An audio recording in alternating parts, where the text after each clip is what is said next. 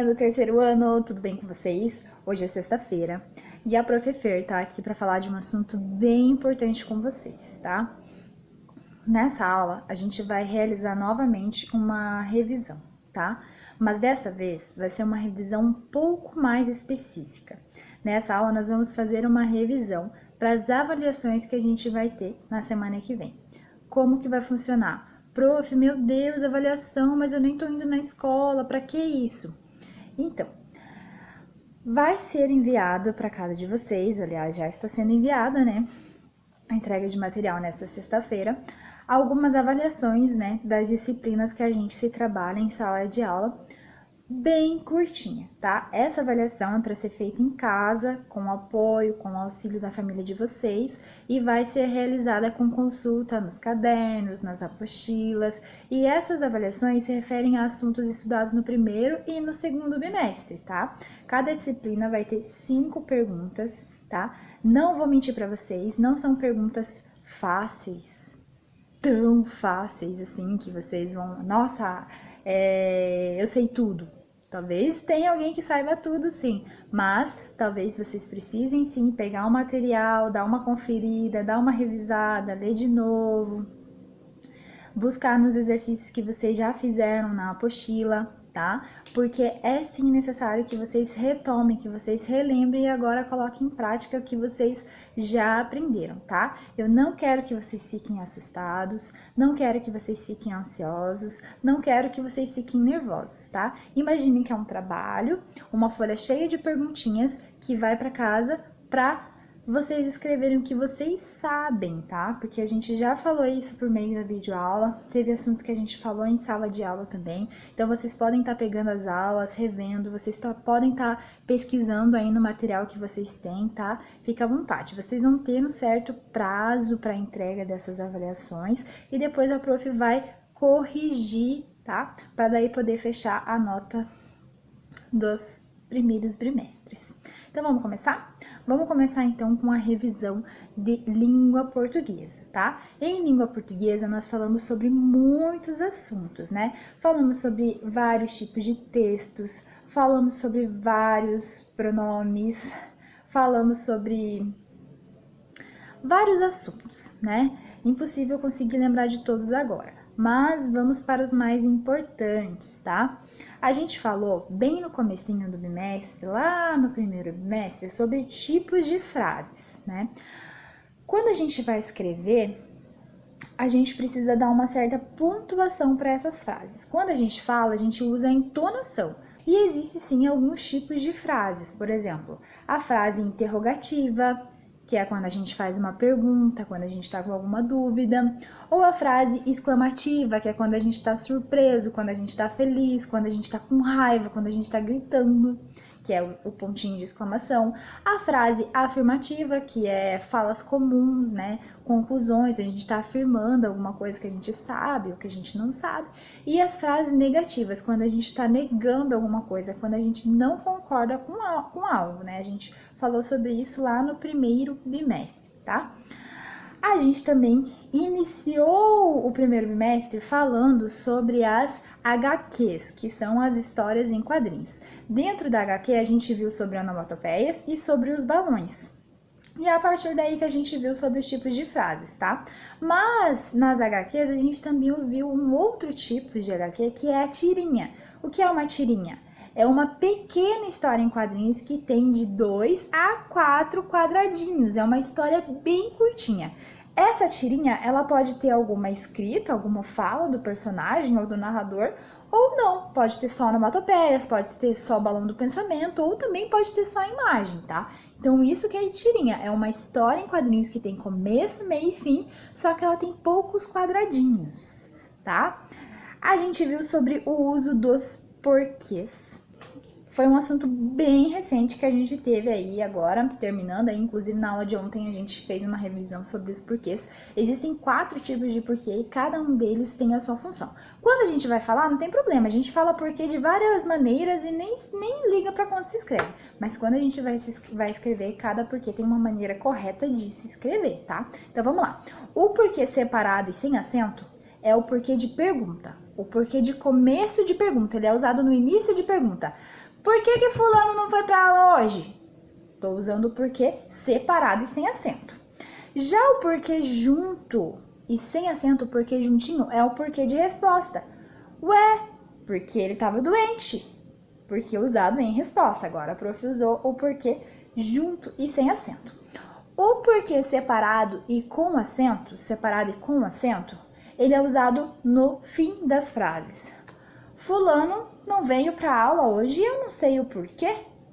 Usei o porquê separado e com acento. Ele é usado no fim das frases.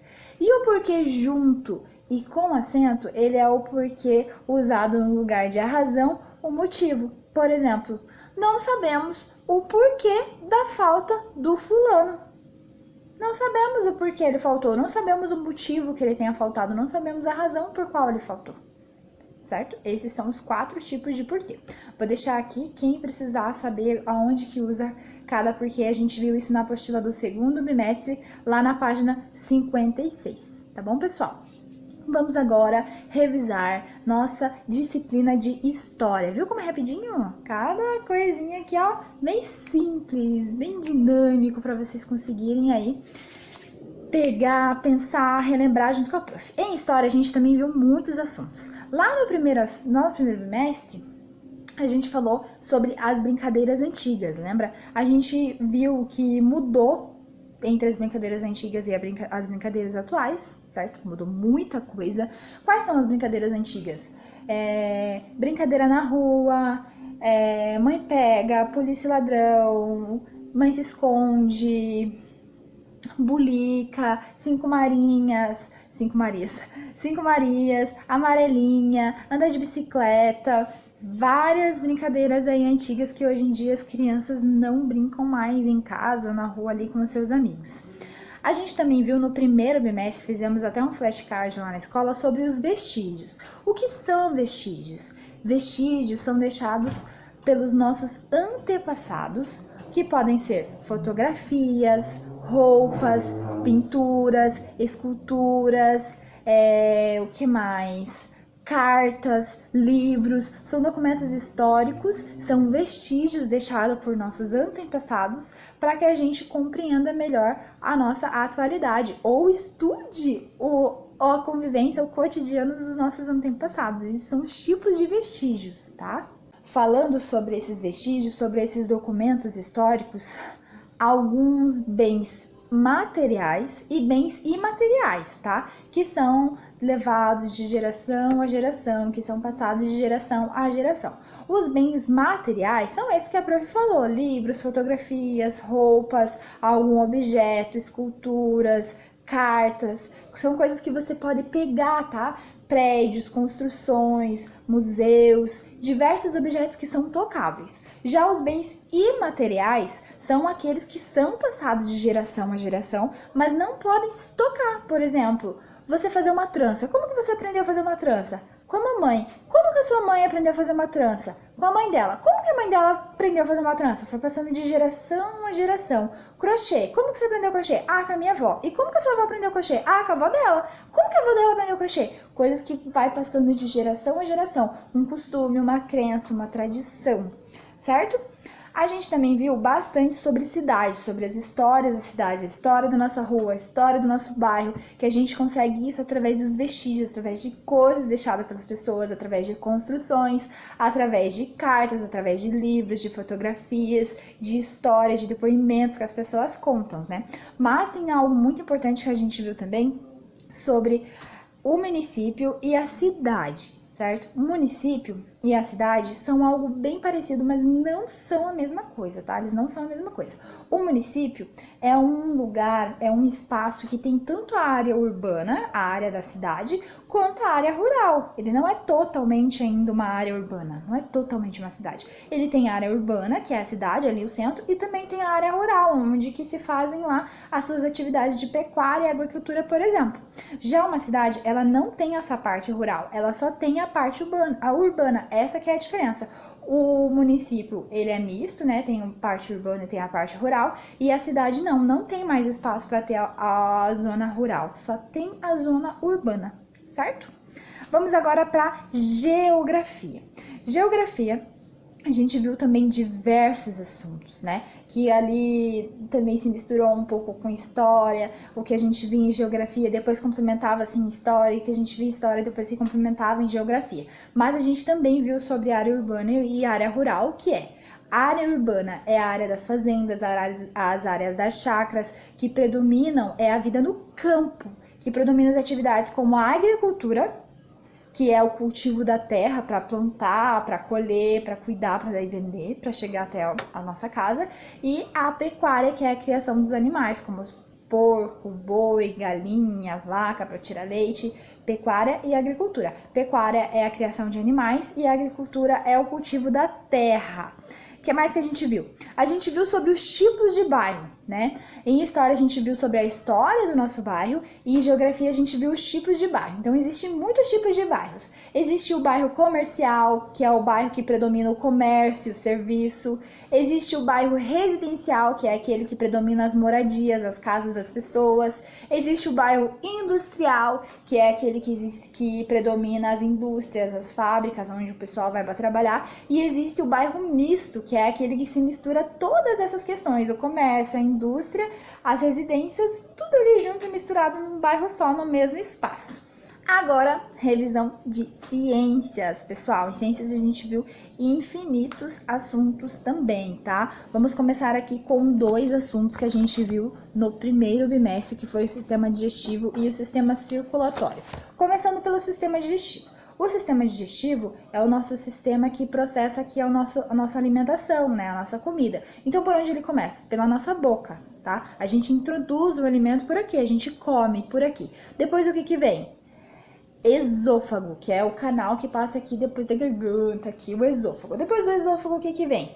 O estômago, que é aqui que faz a trituração, aqui que se separa o que é bom, o que é ruim. Depois o que vem? O intestino delgado, que ali continua se separando o que faz bem pra gente, o que não se faz bem. Depois o que vem é o intestino grosso, que é onde ficam as nossas fezes, os nossos cocôs armazenados lá, que já é tudo que não presta. Já foi separado o que presta do que não presta, e lá no intestino grosso só ficou o que não presta, só tem caquinha lá. E a última coisa do nosso sistema digestório é o nosso ânus, que é por lá que saem as nossas fezes, né? Tudo que entra tem que sair, né, pessoal? Se bem que em menor quantidade, porque já imaginou se a gente fizesse tudo de cocô, tudo que a gente come? Meu Deus, né? Mas é isso aí, por isso que a gente faz menos cocô do que a gente come, porque ele se separa no caminho. Entra por aqui, passa pelo esôfago, vai pro estômago, tritura tudo, separa tudo, vai pro intestino delgado, começa a separar o que presta e o que não presta, vai pro intestino grosso, fica lá armazenado, compactua pra sair.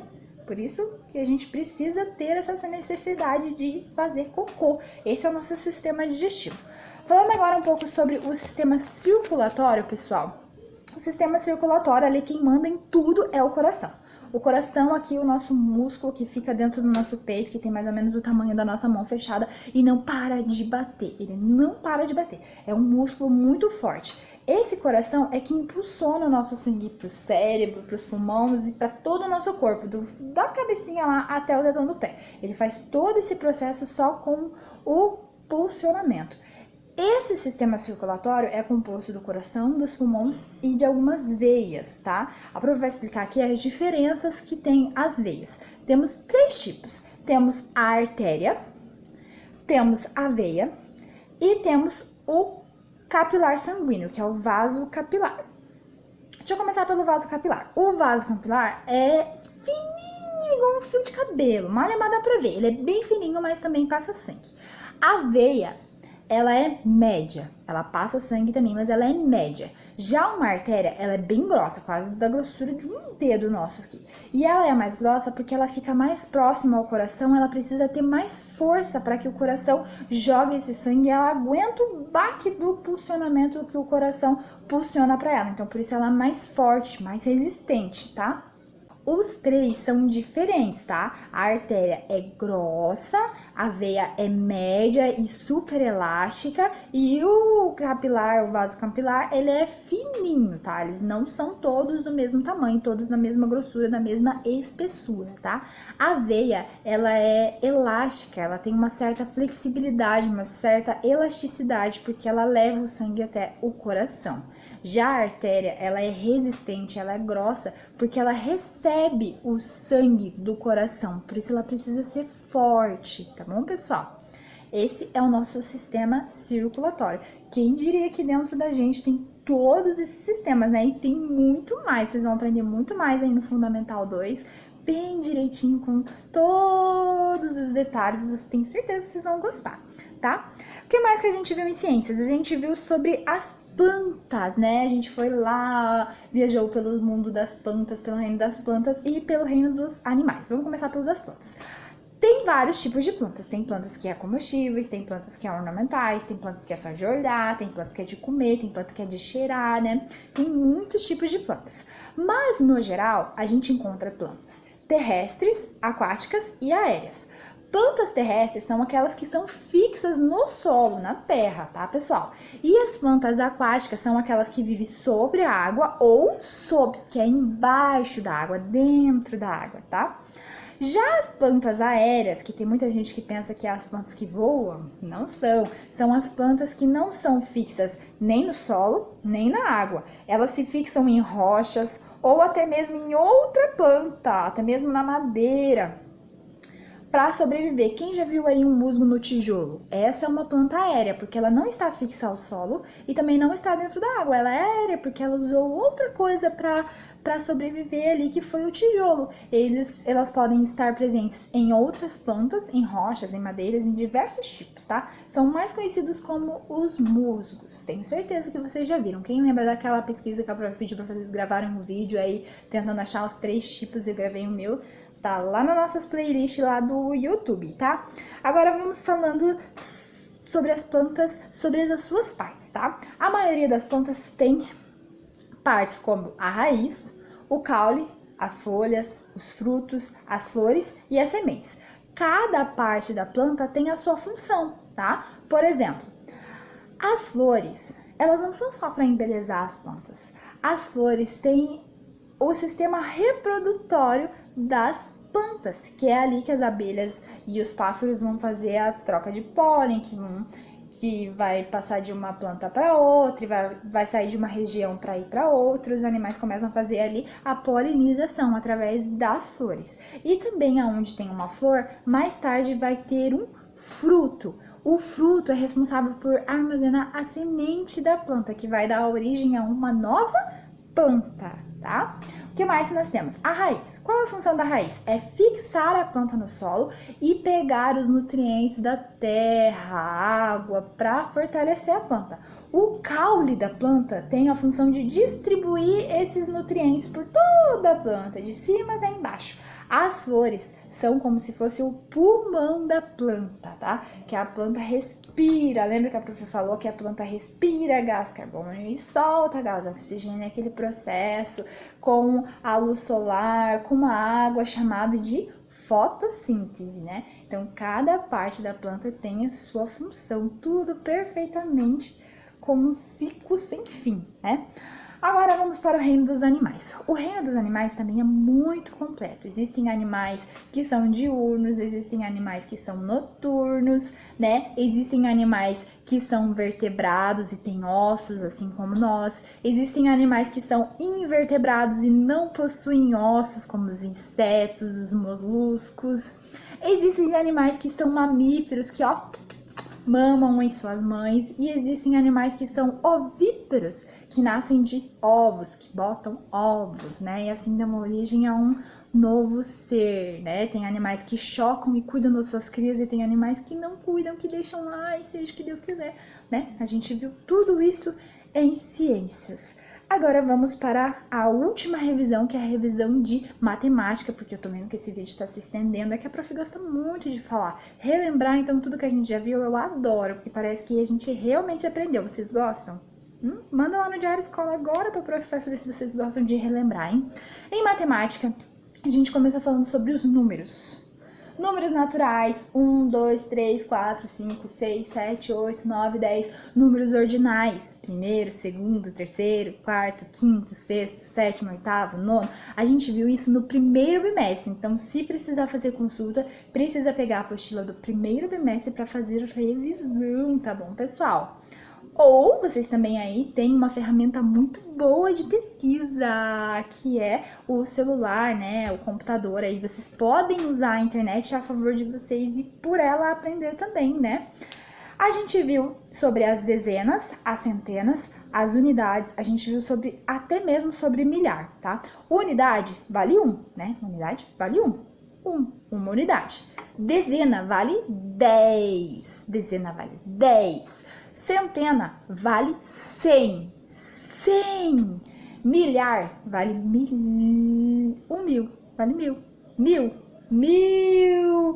1.000, 200, 300, 400, 500, 600, 700, 800, 900. 1.000 vale 1.000, certo? 1.000. Milhar vale 1.000. Então vamos lá. Se eu tenho duas dezenas, eu tenho 20. Se eu tenho 5 dezenas, eu tenho 50. Se eu tenho 10 dezenas, eu tenho 100. E 100 é uma centena. E se eu tenho 3 centenas, eu tenho 300. E se eu tenho 7 centenas, eu tenho 700. 100, 200, 300, 400, 500, 600, 700. 7 centenas, 700. E 1.000 é 1.000. Se eu tenho 2 milhares, eu tenho 2.000. Se eu tenho 3 milhares, eu tenho 3.000. E assim vai. Nós também vimos sobre sucessor, que é aquele que vem depois. Por exemplo, o que vem depois do número 2? 3. O que vem antes do número 2? É o antecessor, número 1. O que mais que a gente viu? A gente viu sobre os sólidos geométricos e as figuras geométricas. Parece que é a mesma coisa, mas não é, tá? As figuras geométricas têm muitos lados, apenas lados. Já os sólidos geométricos, eles têm arestas e vértices, eles têm cantinhos. Lembra que a gente tinha que contar? Vamos então para as figuras geométricas. As figuras geométricas a gente conhece desde petititinhos, né? Quadrado, círculo, retângulo, triângulo, pentágono, hexágono, né? Existem vários. Cada um tem um tanto de lado. Por exemplo, triângulo tem 3 lados, pois ele tem 3 ângulos. O quadrado e o retângulo, apesar de ser figuras diferentes, ambos têm 4 lados, tá? Pentágono, 5 lados. Pentá, tipo de pentacampeão, 5 lados. Hexágono, tipo de hexacampeão, 6 lados. Ok? Pessoal, a nossa revisão vai ficando por aqui. Se vocês tiverem qualquer dúvida, procura a prof durante aí essa semana de avaliações, tá? Mas creio que esse vídeo ficou bem explicativo, creio que vocês vão conseguir tirar daqui informações valiosas. Não se esqueçam, vocês têm várias ferramentas de pesquisa aí na casa de vocês. Não hesitem em pesquisar e realizar a leitura antes de escrever lá na avaliação, tá? Não se esqueçam de pôr nome na avaliação, porque uma avaliação toda linda, toda caprichada sem o nome não adianta de nada. Então, nome, data e a série de vocês, tá bom? A prof vai ficar no aguardo. Qualquer dúvida me procure. Tchauzinho e boas avaliações!